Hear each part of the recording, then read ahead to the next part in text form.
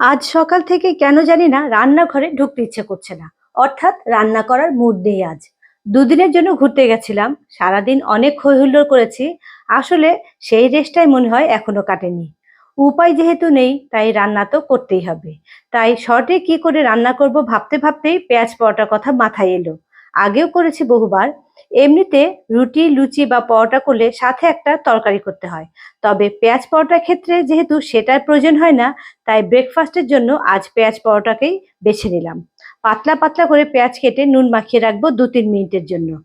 তারপর জল ঝরিয়ে ওতে অল্প আমচুর পাউডার, চিলি ফ্লেক্স, ভাজা জিরে গুঁড়ো, গরম মসলার গুঁড়ো আর কিছু স্প্রিং অনিয়ন বা ধনেপাতা অথবা কাসুরি মেথি যেটা আছে হাতের কাছে সেটাই মেখে নেব ভালো করে। পেঁয়াজটাকে এভাবে নুন মাখিয়ে রাখলে পেঁয়াজটা নরম হয়, ফলে পরোটা করলে সেটা ফেটে যায় না। এখন বড় করে একটা রুটি বেলে ৪-৫টা ফাঁকা রেখে মাঝখানটাতে পেঁয়াজ দিয়ে দিলাম। এবারে মাঝ বরাবর কেটে এক সাইড থেকে ফোল্ড করতে থাকবো। এবার হালকা হাতে আরেকবার বেলে নেব।